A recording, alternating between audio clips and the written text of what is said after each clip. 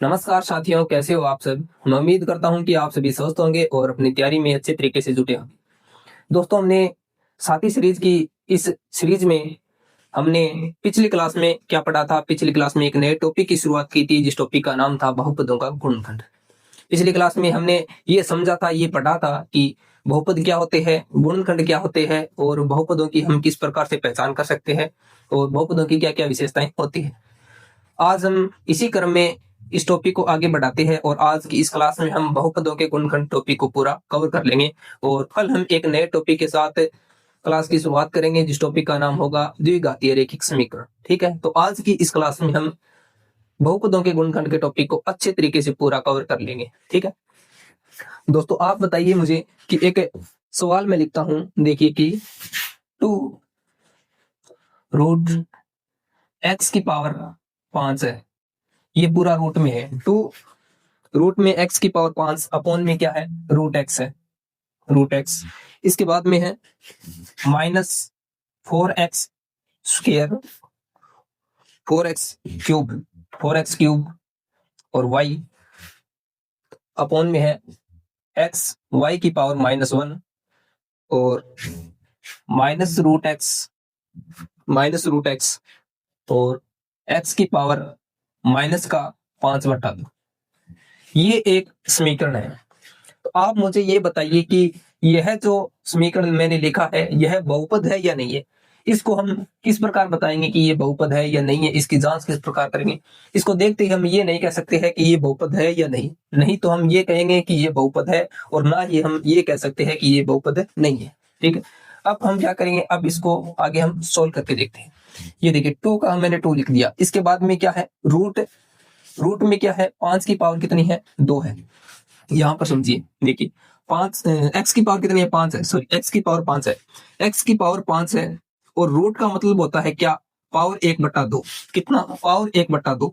अब x और इसकी पावर कितनी है, 5 है और ऊपर 1/2 लगा रखा है हमने। तो इसका मतलब क्या होता है, इसको हम गुणा कर सकते हैं। पावर को हम आपस में गुणा कर सकते हैं। इसको हम 1/2 से गुणा करेंगे तो कितना आएगा, यानी कि 5 का हम आधा कर रहे हैं, 5 का आधा करें तो कितना आएगा, x की पावर 2.5 आएगी, मतलब 2.5। ठीक है, सीधी सी भाषा में हम समझे तो क्या आएगा, x की पावर 2/2.5 आएगा। ठीक है, यानी कि x की पावर ऊपर कितनी है, ऊपर है 2.5, यानी कि 5/2। ठीक है, अपॉन नीचे कितनी है पावर, x की पावर 1/2 है। रूट है, रूट को हम लिख सकते हैं x की पावर 1/2। ठीक है, अब देखिए अगर हम इसको ऊपर ले जाएंगे तो x की पावर 1/2 है, वो ऊपर हम ले जाएंगे तो माइनस में 1/2, यानी कि आधी पावर ऊपर है वो माइनस में चली जाएगी, किसकी, x की। तो यहाँ पर मेरे पास कितना है, यहाँ पर 5/2 यानी कि 2.5, 2.5 घात है मेरे पास।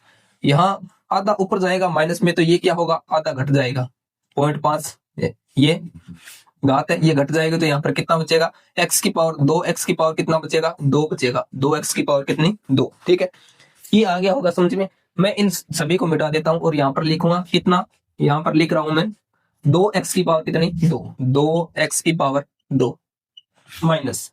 अब आगे देखिए 4x की पावर कितनी, 3 और y नीचे क्या है, x और y की पावर कितनी, माइनस की 1।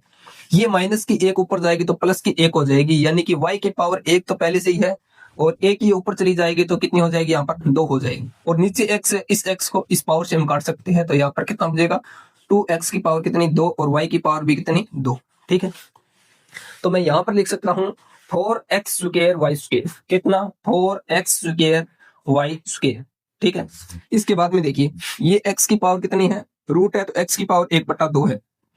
नीचे देखिए x की पावर कितनी है, माइनस का कितना है, 5/2 यानी कि 2.5। ये माइनस में है, ये x की घात ऊपर जाएगी तो हो जाएगी किसमें, प्लस में हो जाएगी। ये आधा तो पहले ही है हमारे पास, 0.5 घात पहले ही है और ये 2.5 और जुड़ जाएगी, 2.5 इसमें जुड़ जाएगी तो ये कितना हो जाएगा, पूरी घात 3 हो जाएगी। कितनी हो जाएगी, 3 हो जाएगी। तो यहाँ पर कितना आएगा, x की पावर 3 आएगा। ठीक है, x की पावर 3। अब देखिए यहाँ पर x की घात है, ये पूर्णांक संख्या है कि नहीं है, कि है। यहाँ पर 2 है, यहाँ पर 2, यहाँ पर 3, यहाँ पर सभी जगह पे जो x की जो घात है, यानी कि जो चर की घात है वो कितनी है, पूर्णांक संख्या है 2, 2, 2 और 3। ठीक है, तो ये क्या होगा, ये बहुपद होगा। बहुपद होगा, बहुपद है। ये क्या है? एक बहुपद है। इसी प्रकार अगर हम एक दूसरा उदाहरण लेते हैं, इसी प्रकार एक दूसरा उदाहरण लेते हैं और देखते हैं कि यह बहुपद है या नहीं।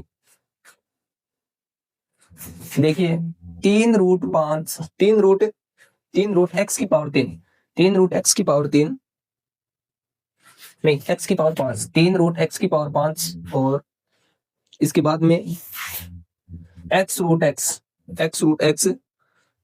-4x² y और x y की पावर -1 और आगे कितना है? प्लस में है x की पावर -3/2। इसको हमें बताना है कि ये बहुपद है या नहीं है। कैसे करेंगे? 3x की पावर कितनी? 5, वो भी रूट में, तो इसका मतलब है कि x की पावर कितनी है?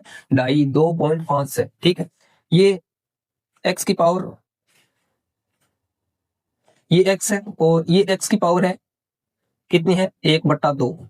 इस प्रकार हम लिख सकते हैं, रूट एक्स को 1/2 लिख सकते हैं इसकी पावर में। ठीक है, x की पावर 1/2 और ये जब ऊपर जाएगी तो ये प्लस में है, ये घट जाएगी, तो यहाँ पर कितना बचेगा? ऊपर 2.5 थी पावर, तो यहाँ पर 2 बचेगी। ठीक है, नीचे क्या बचेगा? x बचेगा।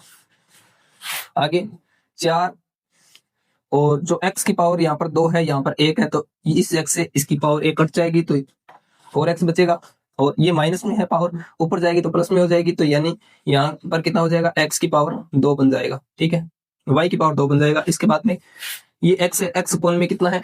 x की पावर -3/2, -3/2 यानी कि 1.5 माइनस की है, ये ऊपर जाएगी तो कितना हो जाएगा? प्लस में हो जाएगी। यहाँ पर कितना आएगा? ये माइनस की 1.5 यानी कि माइनस की 1.5 है, तो ऊपर जाएगी तो प्लस की 1.5 बन जाएगी। और यहाँ पर पहले से कितनी है? पहले से 1 आता है, यानी कि 1.5 ये और 1 ये, यानी कि 2.5 बन गई घात। 2.5 घात को हम किस प्रकार लिख सकते हैं? x की पावर 5/2 लिख सकते हैं। यहाँ पर ये x कट गया और ये ऊपर चला गया, तो ये हमारे पास है। यहाँ पर देखिए x को हम इस पावर से काट सकते हैं, तो आएगा 3x - 4xy² प्लस में x की पावर 5/2। अब हम क्या करेंगे? ये बट्टा में जो आ गई घात, तो हम कह सकते हैं कि ये क्या नहीं है? बहुपद नहीं है, बहुपद नहीं है। ठीक है, ये बहुपद नहीं होगा। आ गया समझ में? अगर बट्टा में घात आ जाए तो हम कहेंगे बहुपद नहीं है, माइनस में घात होगी तो बहुपद नहीं होगा, अगर पूर्णांक संख्या होगी तो हम कहेंगे कि ये क्या है? एक बहुपद है, बहुपद है।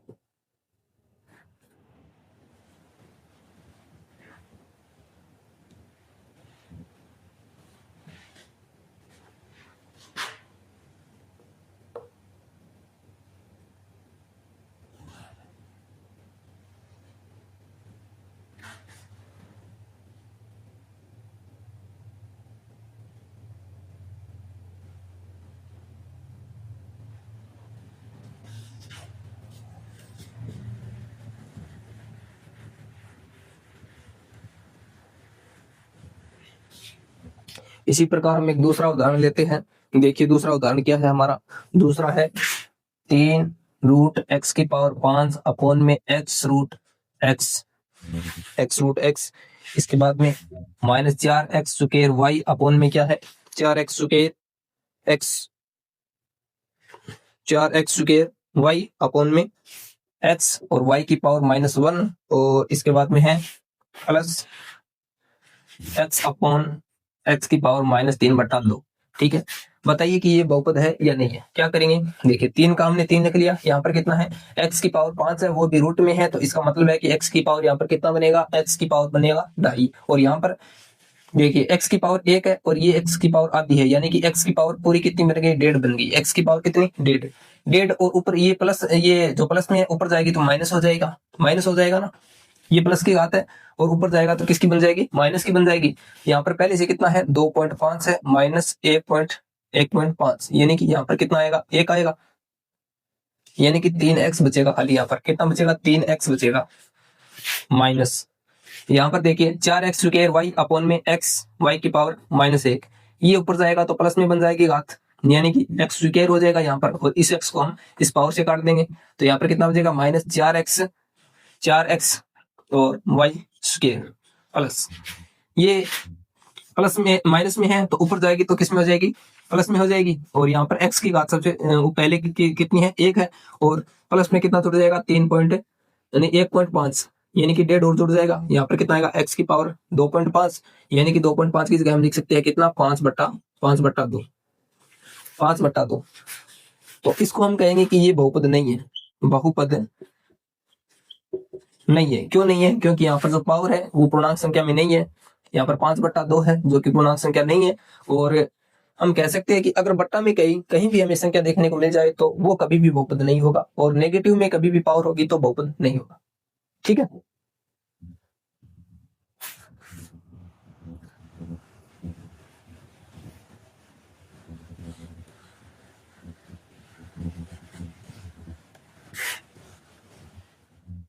इसके बाद में देखिए, अब हम क्या करेंगे, अब जो बहुपद होते हैं उनके प्रकार कौन कौन से होते हैं, बहुपद प्रकार, यानी कि बहुपद कितने प्रकार के होते हैं। एक पदीय बहुपद होता है, कौन सा, एक पदीय भी होता है, एक पदीय बहुपद। 2 नंबर होता है द्विपदीय बहुपद।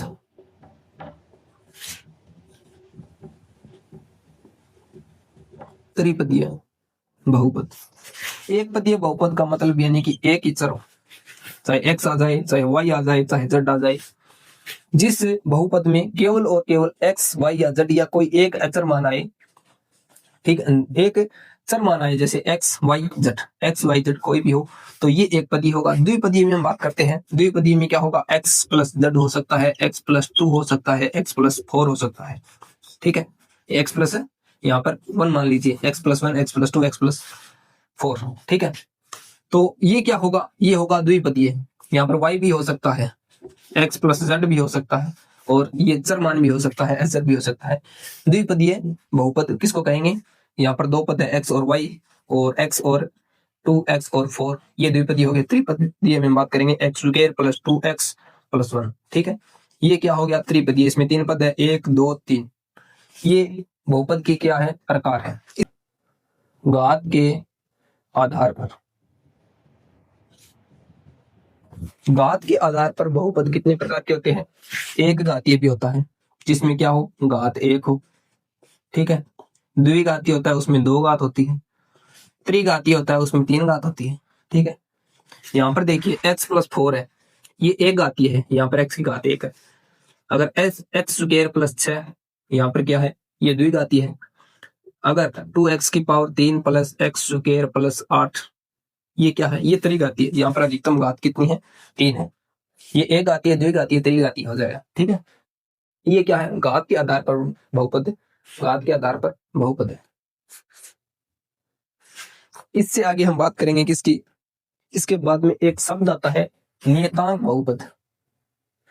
नियतांक बहुपद, नियतांक बहुपद यानी कि कांस्टेंट।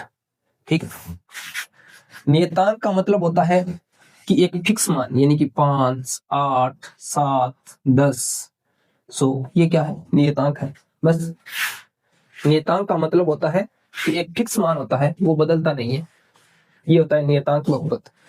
इसके बाद में हम बात करेंगे किसकी, एक सवाल करते हैं। देखिए x² माइनस क्या है, x² माइनस a अपॉन में b और प्लस b अपॉन में a, b अपॉन में a और x प्लस 1, इसका हमें क्या करना है, गुणनखंड, गुणनखंड इसका निकालना है। सबसे पहले हम क्या करेंगे, ये जो x है, इस x को हम अंदर गुणा कर देंगे, x की स्क्वायर माइनस a अपॉन में b x। ठीक है, और यहाँ पर माइनस b अपॉन में a x और प्लस 1।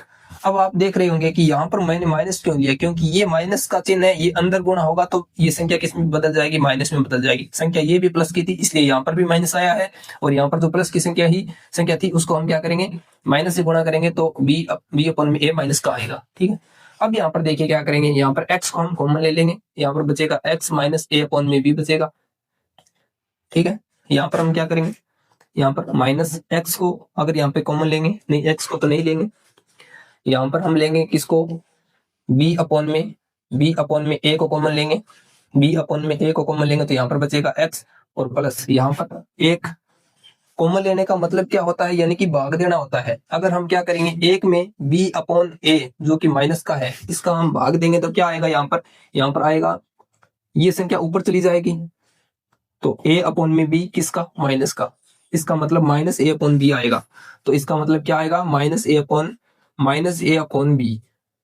ठीक है, अब देखिए यहाँ पर कॉमन क्या है, x माइनस ए अपॉन बी, यहाँ पर भी x माइनस ए अपॉन बी, तो x माइनस ए अपॉन बी को क्या करेंगे, हम कॉमन ले लेंगे और यहाँ पर क्या बचेगा, x और यहाँ पर माइनस बी अपॉन में ए, ये क्या बन जाएगा, इसका ये गुणनखंड बन जाएगा। ठीक है, आपको एग्जाम में बट्टा वाली भी संख्या मिल सकती है, सीधी भी संख्या आपको मिल सकती है, तो आपको इस बट्टा वाली संख्या को भी आपको अच्छे से देख लेना है और आपको अच्छे से अभ्यास कर लेना है कि बट्टा वाली जो संख्या होती है इसको हम क्या करेंगे, ये गुणनखंड इसका किस प्रकार करेंगे। यहाँ पर देखिए हमारे पास ये एक था, एक के पास ऐसी कोई संख्या नहीं थी कि जिससे बी अपॉन ए कट जाए, यानी कि बी अपॉन ए इसके पास नहीं था, फिर भी हमने क्या किया था, एक में बी अपॉन ए का भाग दिया था, हम दे सकते हैं। ठीक है, ये संख्या ऊपर चली जाएगी और यहाँ पर बी रहेगा और ये चिन्ह माइनस का। ठीक है, अब देखिए मैं उम्मीद करता हूं कि आपको ये सवाल अच्छे से समझ में आ गया होगा। इस प्रकार के सवाल एग्जाम की दृष्टि से इंपॉर्टेंट बनते हैं और एग्जाम में सीधे आ सकते हैं।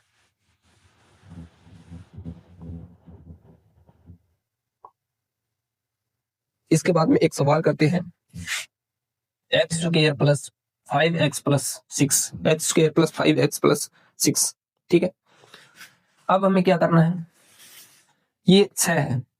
ठीक है, अब हम ऐसी दो संख्या देखेंगे कि जिनको हम गुणा करेंगे तो कितना आना चाहिए, प्लस का 6 आना चाहिए, और अगर हम जोड़ेंगे तो कितना आना चाहिए, 5 आना चाहिए। ऐसी संख्या क्या है, ऐसी संख्या है 2 और 3 है।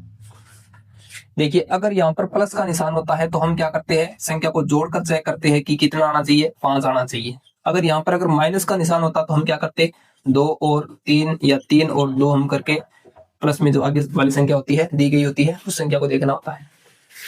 अगर यहाँ पर कोई संख्या होती है 2, 3, 5, 7, तो हम क्या करते हैं, इस वाली संख्या को इससे गुणा करते हैं, जैसे 6 इंटू 2, 12, फिर 12 को देखते हैं कि ऐसी दो संख्या देखो जिसको हम गुणा करेंगे तो 12 आना चाहिए। ठीक है, अगर यहाँ पर 4 होता तो 4 को पहले गुणा करते 6 से, 6 चौक 24, फिर हम ऐसी दो संख्या देखते जिसका गुणा करने पर 24 आता है। ठीक है, वो सवाल भी हम आगे करेंगे, अभी इस सवाल को हम देखते हैं।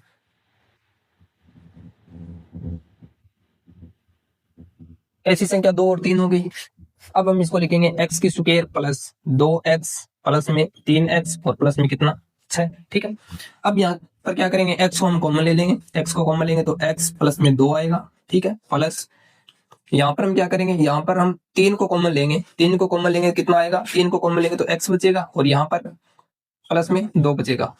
तो देखिए यहाँ पर x प्लस 2 कॉमन ले लिया, इसके बाद में x और प्लस में कितना, 3, x प्लस में 3। अगर हमें x का मान निकालना हो तो x बराबर माइनस का 2 और x बराबर माइनस का 3। अगर हमें गुणनखंड निकालना हो सीधा तो x प्लस 2x माइनस 3, ये इसका गुणनखंड हो जाएगा। ठीक है, अब देखिए आगे दूसरा सवाल करते हैं, एक जिसमें x के साथ क्या होगा, आगे गुणांक होगा, x के साथ आगे क्या होगा, गुणांक होगा, x स्क्वायर के साथ। देखिए एक सवाल है 2x स्क्वायर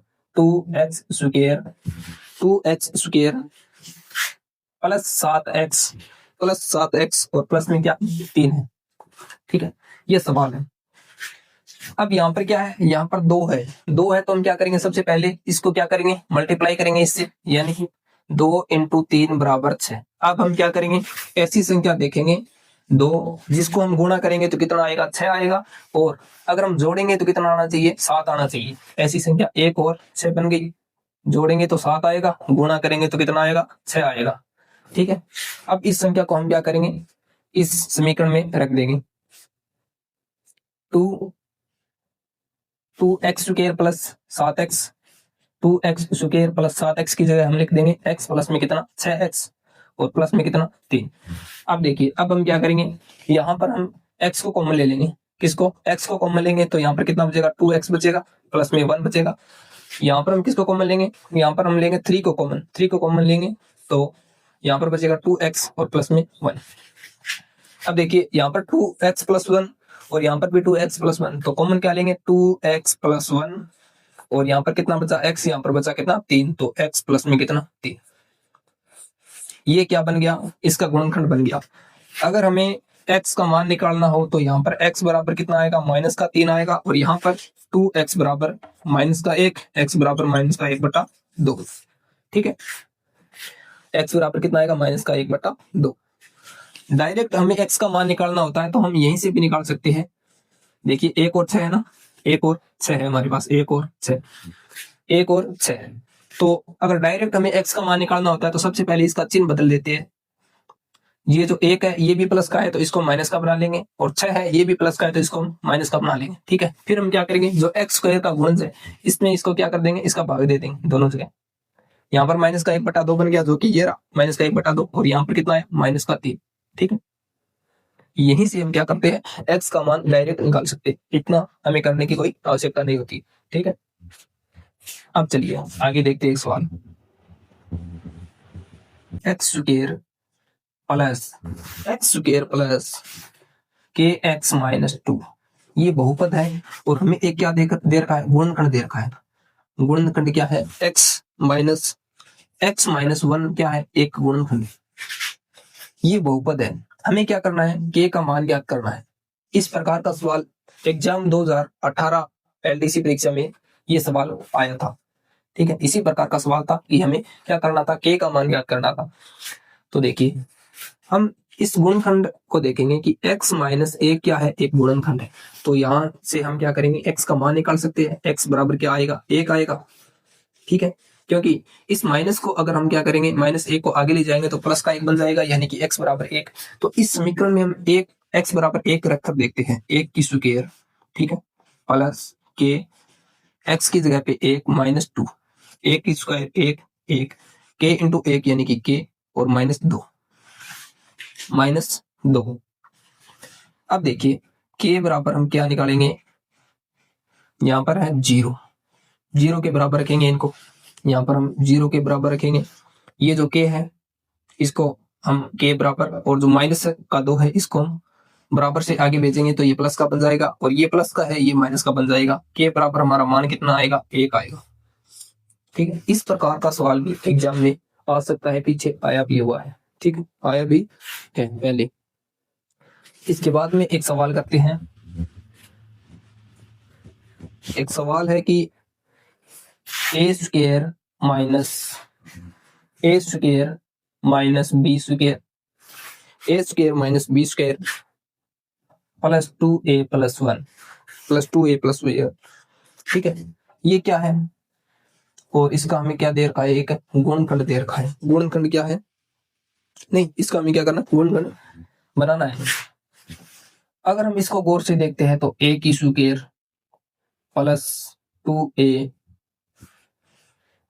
प्लस 1 की स्क्वायर, ये ले लिया हमने, 2a ले लिया और प्लस में 1 की स्क्वायर कर दो तो कोई फर्क नहीं पड़ेगा। ये क्या होता है, देखिए ये होता है a प्लस 1 का क्या होता है, होल स्क्वायर होता है, a square plus 2ab plus b square. ठीक है, इसकी जगह पे हम क्या कर सकते हैं, इसकी जगह पे हम लिख सकते हैं a प्लस 1 की होल स्क्वायर और माइनस में क्या कर सकते हैं, b स्क्वायर। ठीक है, क्योंकि इसको तो हमने इस सूत्र में काम में ले लिया, सर्व समीकरण में। ठीक है, और यहाँ पर b की पावर में माइनस 2 बची हमारे पास। अब देखिए माइनस b की पावर कितनी है, 2 है। इसको a मान लेंगे पूरे को और इसको ये b है। ठीक, और a square minus b square क्या होता है, a प्लस b होता है और a माइनस b होता है। ठीक है, a प्लस b होता है, a माइनस b होता है। a का मान हमारे पास a प्लस 1 है और b का मान यहाँ पर b है। ठीक है, a प्लस 1, a प्लस, चाहे इस b को पहले लिख दो चाहे a को पहले लिख दो, कोई फर्क नहीं पड़ेगा। मैं यहाँ पर b को लिखता हूँ, प्लस में a करता हूँ। ये क्या हो गया, a plus b, a plus b और a माइनस b, a और माइनस b, b का मान यहाँ पर b minus b, a plus b, a plus b, a minus b। ये क्या हो गया, इस सवाल का उत्तर हो गया। ठीक है, ये क्या हो गया, इसका इस सवाल का उत्तर हो गया। इसका हम गुणनखंड हमने निकाल दिए। अब हम आगे एक सवाल और करेंगे। अगला सवाल हमारा क्या है? अगला सवाल है x की पावर 4 माइनस कितना है? 16। x की पावर 4 माइनस 16 है। इसको देखिए, इसको हम x की पावर 2 और इसकी हम स्क्वायर लिख सकते हैं, -4 की पावर यहाँ पर क्या कर सकते हैं, 2 लिख सकते हैं। ठीक है, ये क्या बन गया, एक स्क्वायर माइनस बी स्क्वायर बन गया, जिसको हम क्या लिखते हैं, जिसको हम लिखते हैं a प्लस में b और a माइनस में b।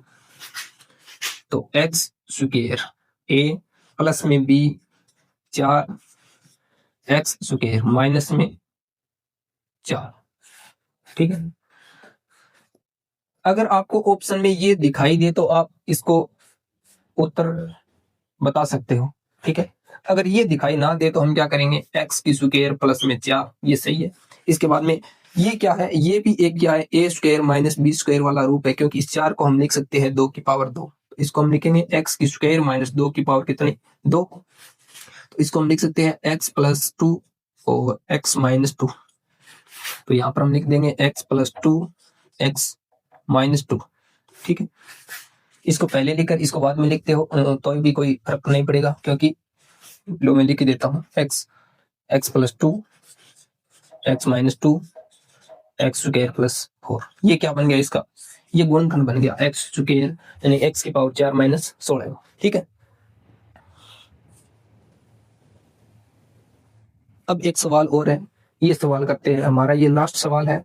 इसके बाद में हमारा जो बहुपदों का जो गुणनखंड टॉपिक है उनको हम पूरा कर लेंगे। तो इसके बाद में क्या है, हमारा टॉपिक है कल शुरू होगा, जिसका नाम है द्विघातीय रैखिक समीकरण। द्विघातीय रैखिक समीकरण आज का ये सवाल है हमारा लास्ट। जो देखिए x की पावर 6x की स्क्वायर माइनस 6x की स्क्वायर माइनस 9x और प्लस 4x माइनस 6। ठीक है, इसका हमें क्या करना है, इसका गुणनखंड करना है। देखिए किस प्रकार करेंगे गुणनखंड। यहां से हम क्या करेंगे, यहां से हम 3x को क्या करते हैं, बाहर ले लेंगे। 3x को बाहर लेंगे तो यहाँ पर कितना बचेगा, यहाँ पर बचेगा 3x नहीं 2x बचेगा, यहाँ पर 2x बचेगा। 3x को कॉमन ले लिया तो यहाँ पर कितना बचेगा, 2x बचेगा, माइनस यहाँ पर कितना बचेगा, 3 बचेगा। ठीक है, यहाँ पर प्लस ये जो 4x माइनस कितना है, 4x माइनस 6 है। तो यहाँ पर हम क्या करेंगे, 2x को क्या कर लेंगे, नहीं 2 को क्या कर लेंगे, कॉमन ले लेंगे। यहाँ पर बचेगा 2x और माइनस कितना, 3 बचेगा। ठीक है, अब देखिए यहाँ पर हम कॉमन किसको ले सकते हैं, 2x माइनस 3 को कॉमन ले सकते हैं, दोनों जगह पे कॉमन है। यहाँ पर क्या बचेगा, 3x और प्लस में कितना, 2। 3x ये रहा और 2 ये रहा। ठीक है, ये क्या बन गया, इस सवाल का गुणनखंड बन गया। इसी के साथ आज हम इस क्लास का समापन कर रहे हैं। और आज हमने क्या पढ़ा था, आज हमने पढ़ा था कि बहुपदों का जो गुणनखंड होता है उसको हम किस प्रकार कर सकते हैं। अगर बट्टा वाली संख्या दी जाए तो भी हम इसको कर सकते हैं, और अगर सीधी संख्या दी जाए तो भी हम कर सकते हैं, अगर सर्व समीका वाली भी संख्या दी जाए तो भी हम कर सकते हैं। जिस प्रकार हमने किया था ना कि x की पावर 4 माइनस 16 वाला किया था ना, यहाँ पर जो सर्व समीका बन रही थी, ये भी सवाल हमने कर लिया है। तो दोस्तों हम कल एक नया टॉपिक शुरू करेंगे जिसका नाम होगा, वैसे टॉपिक तो इसी प्रकार का है लेकिन वो क्या होगा, वो होगा ax square plus bx plus में c। ये क्या है, ये द्विघात समीकरण का क्या है, एक रूप है। ठीक है, तो हम कल शुरू करेंगे द्विघातीय रैखिक समीकरण।